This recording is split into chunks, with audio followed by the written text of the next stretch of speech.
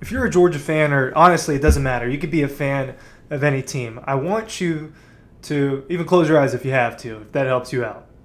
Close your eyes, think, visualize. Just remember a year ago, the 2023 season. Any point before the Alabama game, but honestly, just more so the offseason heading into the 2023 season. Carson Beck's getting announced as a starting quarterback during all of that. Georgia's coming off of back-to-back national championships. They're dealing with replacing Todd Monken. There's a lot going on. There are a lot of conversations. There are a lot of debates with Georgia football in the offseason and just all throughout 2023. It really didn't stop, especially with the Bobo part of it. But the main thing was the term three-peat. Three-peat. Three-peat. Three-peat. Three-peat. I'm saying it over and over and over again to remind you of what it was like a year ago. Oh, Georgia's going to three-peat this. Georgia's going to three-peat that. Waiting for... At the red zone, there was going to be a third flag that they were going to put up and can do that. Sometimes people like things in threes, and a three-peat had never happened, and it was a target on Georgia's back. I know that Kirby doesn't like it. I remember his SEC Media Day quote where they're like, we're not thinking about that. We are not thinking about that. We are not going to be complacent. And that was the message at Media Days a year ago. Well, I thought that the three-peat conversation was overdone. I thought Georgia was going to pull it off. Don't get me wrong. I was looking forward to covering that, to being able to be a part of all that, to seeing that. I really did think it was going to happen. That's how good and maybe just the trust level that I have in this Georgia football team. But that is where we were at with it. And it didn't happen. And those expectations, they don't go away. Georgia is in a championship or bust situation, if you ask me. Paul Finebaum, he was discussing with Greg McElroy and Cole Kubalik, guys of ESPN and the SEC Network. If you're not familiar, he was on their podcast recently. They were discussing, this was within the last week, and I've just kind of got a quote that I pulled from it. Obviously, Paul understands where this Georgia football program is at. He knows how good Kirby is. He knows how good Georgia is. But he did say something just kind of about the discussion around Georgia that I thought was interesting. This portion of the conversation I thought was interesting. I'm going to read it for you right now. I think people get confused when I'm reading quotes. I can't always put... You know what? I can put this quote on here because I have it on Dawg posts. So let's read this. This is part of my story from the other day. Let's get this on the screen. There we go. There we go. Oh, no! Oh, we're all over the place. There we go. Here. They run into the problem that a lot of programs, including Alabama, have had, which is that the expectations are simply out of control. Let's say they don't win this year, and maybe next year things go haywire and the quarterback gets hurt or somebody leaves. They have a pedestrian 9-3 season. Then the fans start to get really edgy. What happens then? Is the coach goes, what else do I have to do? I've won 2 national championships. So, are the expectations out of control is the real question here. No. It's hard for me to answer that, and the reason why I say that is because I have the same expectations. And I think that most Georgia fans have kind of the same expectation right now. To compete for a national championship, to win national championships. The expectation is not to win every single year. Yes, it's easy to get caught up in that world, and it's easy to want that or to need that or to think that that's going to happen.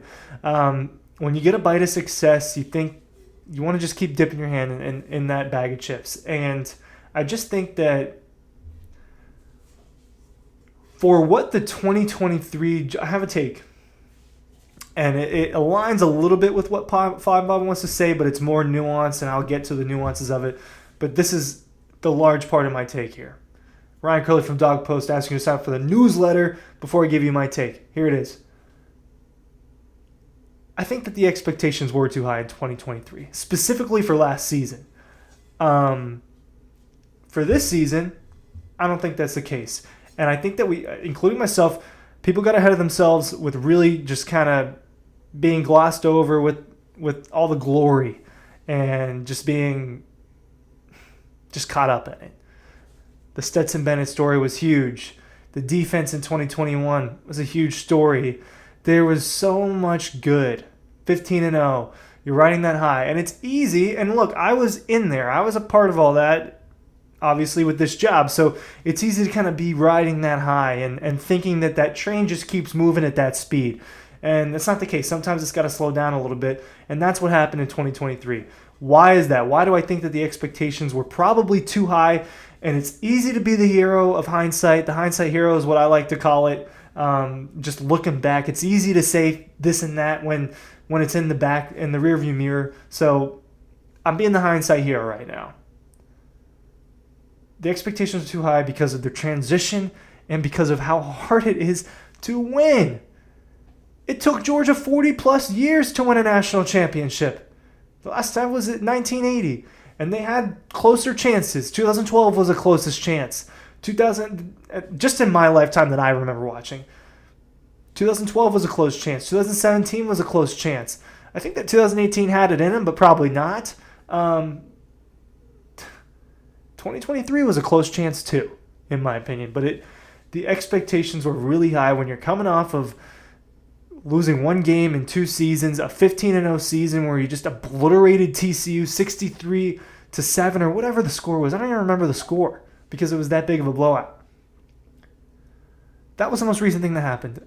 But what was probably ignored in the expectation portion of the thinking for what Georgia's going to do, right? It wasn't ignored that there was a quarterback battle between Carson Beck and Brock Vandagriff. It wasn't ignored that there was a transition.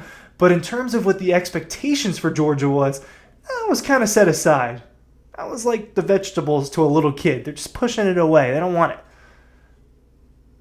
Because what people wanted was a three-peat. And I think that team was totally capable of doing it last year. Georgia matched up well against Michigan, in my opinion. Maybe not in the trenches. Maybe that battle would have been tougher than I give it credit for. But in terms of the skill and the speed and the size and strength, Georgia matched up well. I thought Georgia had a better quarterback than Michigan. I thought Georgia had a better quarterback than almost everybody. Carson Beck is going to be the best quarterback in college football this season. But they didn't do it. And that is for a lot of reasons. Georgia lost to Alabama on the wrong day. They were 12-0. Was Georgia probably one of the 4 best teams and should have had a chance to compete? Like I said, I could be the hindsight hero like I was in December and January with that and hammering over and over Georgia is 1 or 2, even if they lost to Alabama. Eco Poly, by the way. Thank you to them. I hope that this is not being taken the wrong way because I do think that this Georgia football team I have higher expectations for than I had for the 2023 team. That's just reality. As much as I did think that Georgia was going to go on, and you can find the receipts. It's all out there. Everything that I've said and all that, maybe every once in a while I contradict myself a little bit, but that's what happens when you do this every single day and you've got to have takes every single day, and that's part of the job. Every once in a while, I'm sorry, I changed my mind, and I forgot that I changed my mind in a drastic way. But I did think that Georgia was going to win in 2023, but I don't think that I definitely wasn't as confident as I was in each of the previous 2 years. I was confident. I can remember it's when I met Paul Finebaum, and I used a quote from him to discuss in this video. When I first met Paul back in Hoover, Alabama, 2021 SEC Media this summer, I remember thinking that Georgia had a real chance to win the national championship. I thought it was because of their offense. I knew their defense was really good, but I thought it was because the offense was going to be super elite. It ended up being really good, but that was a whole different story. In 2022, I thought they were going to repeat. They brought back so much. They were so talented. They were better than everybody. 2023, I thought they were going to do it again, but I wasn't quite as sure. And you move on to 2024, and now I am sure. I do think Georgia's going to win this year. That's how I feel right now. If something changes, I'll let you know if I feel differently. But if I had to guess right now, I do think Georgia has a very good shot of winning the national championship. I think that the offense is very legit. It has an opportunity to put up more than 40 points per game, which is becoming more common for the Dogs. But I do think that 45 is in question. I don't think it's out of the question. This is a defense that I think has an opportunity to be better. I think that's going to be a struggle. Being better, I don't think that's necessarily an easy thing, but it's possible. And they got the best of a lot of things. They got the best coach. They got the best staff. They got the best facilities, recruiting, all of that at the moment. but expectations probably were a little high in 2023. That's my take on that. Thanks for watching. But the expectation 24, I think I have higher expectations, and I do expect them to do better. And they didn't make the playoff last year. They're going to make the playoff this year, and they're going to make it deep. Thanks for watching.